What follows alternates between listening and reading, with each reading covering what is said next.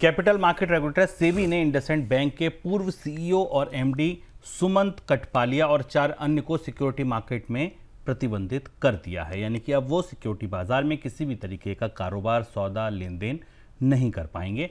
सेबी का दावा है कि इन सभी को बैंक के डेरिवेटिव ट्रेड से जुड़ी गड़बड़ियों की जानकारी थी और ऐसा प्रतीत होता है कि ये लोग इनसाइडर ट्रेडिंग में लिप्त थे। बैंक ने 2000 करोड़ रुपए से ज़्यादा की डेरिवेटिव ट्रेड गड़बड़ियों का पता चला था बैंक के भीतर। सर, क्या लगता है आपको, ये अपने तरीके का पहला और अजीब सा ऐसा घोटाला था जिसको सेबी ने 10 ही 15 दिन में पकड़ लिया? सेबी ने पकड़ के लिया। बाजार को तो शुभम पहले दिन से पता था कि इंडसइंड के प्रवर्तकों ने, इंडसइंड के अधिकारियों ने इसमें इनसाइडर ट्रेडिंग की, पर इतनी खुली, इतनी बेबाक और जैसे कहीं कोई रेगुलेटर ना हो ऐसा कुछ काम हुआ जो कि सामने निकल कर आया। और ये भारत के रेगुलेटर्स की, बैंकों के कामकाज की साख पर बड़ा प्रश्न चिन्ह है और निवेशकों को इसे लेकर चिंतित होने की जरूरत है, क्योंकि एक बैंक है ये। और हुआ कैसे, सेबी ने कुछ ही दिनों की जांच में जान लिया और बिल्कुल सामान्य तरीके से, जैसे कि कोई सामान्य इनसाइडर ट्रेडिंग करता है वैसे इनसाइडर ट्रेडिंग हुई। सेबी ने इस जांच में ये पाया कि सेबी का एक नियम है जो स्टॉक मार्केट में निवेश करने वाले लोग जानते हैं, जिसको यूपीएसआई कहते हैं, अनपब्लिश्ड प्राइस सेंसिटिव इंफॉर्मेशन। ये नियम ये है कि वो लोग जिनके पास किसी कंपनी के बारे में ऐसी जानकारी हो जो पब्लिक डोमेन में नहीं जाती है, उसका इस्तेमाल वो नहीं कर सकते, उसे रिलीज नहीं कर सकते। तो ये यूपीएसआई के दुरुपयोग का मामला था। सेबी ने पाया कि जब पहली मीटिंग में सितंबर 2023 की पहली मीटिंग में इंडसइंड बैंक के प्रबंधन को और प्रमुख अधिकारियों को यह पता चला कि डेरिवेटिव्स ट्रेडिंग में नुकसान हुआ है और समस्या हुई है और इसके साथ अकाउंटिंग में गफलत है। उसके बाद 3-4 बड़े लोगों ने मार्केट में ट्रेड किया और सेबी ने इसके लिए बीएसई, एनएसई, डिपॉजिटरी, केपीएमजी और इंडसइंड बैंक के तमाम आंकड़ों की पड़ताल की और ये पाया कि 12 सितंबर 2023 से 10 मार्च 2025 के बीच में इन 4-5 लोगों ने, जिनमें जो सीईओ अरुण खुराना है, फार्मर सीईओ सुमंत कठपालिया है और इसके साथ एक और बड़ी टीम थी, इस टीम ने इस जानकारी के आधार पर बाजार में ट्रेड किया और इनसाइडर ट्रेडिंग का बड़ा खुला, बड़ा कैंडिड सा मामला निकलकर सामने आया है एक बैंक के प्रबंधन के तौर पर। और इससे इनसे 20 करोड़ रुपए के जुर्माने की वसूली भी की जाएगी। यहां हमें चिंता जिस बात की है वो सबसे बड़ी है कि भारतीय बैंकों के भीतर जिन प्रबंधकों को बिठाया जा रहा है वही इनसाइडर ट्रेडिंग कर रहे हैं, वही उन जानकारियों को, बैंक एक तरफ डूब रहा है, समस्या में, उसे घाटे हो रहे हैं और उसका फायदा उठाकर इनसाइडर ट्रेडिंग की जा रही। निवेशकों के लिए ये बेहद चिंताजनक परिस्थिति और लगातार हमने 2 ऐसी परिस्थितियां देखी हैं, एक इंडसइंड बैंक में और जेंसोल में, जहां प्रवर्तकों पर आप भरोसा ही नहीं कर सकते कंपनियों में। तो इसलिए अगर आप निवेशक हैं तो बहुत सतर्क रहें, कंपनियों की खबरों को बहुत गहराई से समझने की कोशिश करें, क्योंकि किसी भी कंपनी के भीतर कुछ भी निकल सकता है। और गहराई से समझने के लिए आपको कहीं जाने की ज़रूरत नहीं है, आप केवल द बोनस के साथ बने रहिए। और सुबह यार बाजार, दोपहर में 1.25 लाख टके का तमाम कार्यक्रम है हमारे, जो आपको बेहतर रिसर्च के साथ अच्छे मुनाफे के सौदे अपने एक्सपर्ट से जानकर, समझकर, पूछकर, सवाल कर बताते हैं। अगली खबर पाकिस्तान से जुड़ी।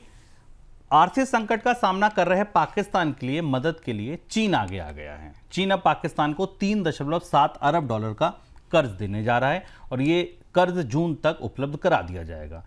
कर्ज को लेकर चीन की शर्त है कि वह अपनी करेंसी युआन में ही पाकिस्तान को लोन देगा। इस मदद से पाकिस्तान को अपना विदेशी मुद्रा भंडार डबल डिजिट में बनाए रखने में मदद मिलेगी। तो सर, कैसे दिया जाएगा लोन? अगर मान लीजिए युआन में देना है पाकिस्तान को कर्ज, कैसे ये ट्रांजैक्शन होगा, कैसे ये कर्ज दिया जाएगा?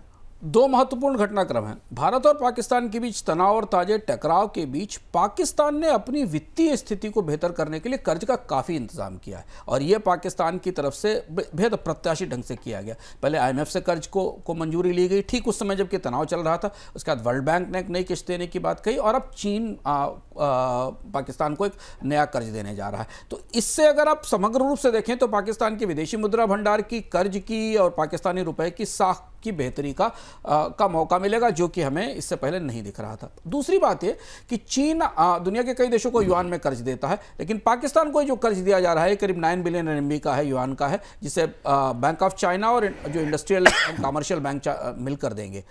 इसके पीछे रणनीति क्या है समझना जरूरी है।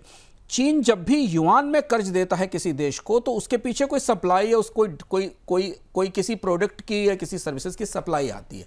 होगा ये कि आने वाले समय में चीन और पाकिस्तान के बीच जो व्यापार में लेन देन होगा उसका भुगतान इसी युआन के जरिए किया जाएगा। अभी हाल में भारत और पाकिस्तान के तनाव के बाद पाकिस्तान के विदेश मंत्री चीन की यात्रा पर थे बीजिंग में, जहां अफगानिस्तान के विदेश मंत्री भी मौजूद थे और अफपाक रीजन में पाकिस्तान में चीन की गतिविधियां बढ़ाने का फैसला किया गया था। वहीं ये तय हुआ था कि इस तरीके के लोन की प्रक्रिया पूरी की जाएगी और कई तरीके के सामानों की और सेवाओं की आपूर्ति चीन से पाकिस्तान को की जाएगी। तो चीन और पाकिस्तान के बीच रिश्ता और संबंध बेहद करीबी और अब बेहद वित्तीय ढंग से आगे आ रहे हैं, जो भारतीय डिप्लोमेटिक तबके के लिए, भारत की जो कूटनीतिक तैयारियां हैं उनके लिए थोड़ा चुनौतीपूर्ण लग रहा है। सर, दूसरी बात ये, फिर आगे रिश्ते कैसे आपको लगता है, रिश्ते क्या बताते हैं पाकिस्तान और चीन के?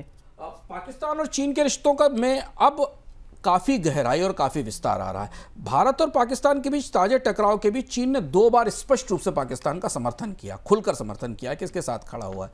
दूसरी बात यह कि उसके तत्काल बाद पाकिस्तान के विदेश मंत्री ने चीन की यात्रा की और अब चीन ने वित्तीय मदद भी देना शुरू कर दिया है। जो सबसे महत्वपूर्ण बात आने वाले समय में देखने वाली होगी वो ये कि जो चीन का बेल्ट एंड रोड इनिशिएटिव है उसके एक हिस्से के तौर पर चाइना इकोनॉमिक पाकिस्तान कॉरिडोर बनाया जा रहा है, CEPC जिसको कहा जाता है, जो POK इलाके से लेकर हिंटरलैंड तक पाकिस्तान के भीतरी हिस्सों तक जा रहा है, जिसमें शहरों का बुनियादी ढांचा है, बिजली घर हैं, पुल हैं, सड़कें, ये सारा हिस्सा है।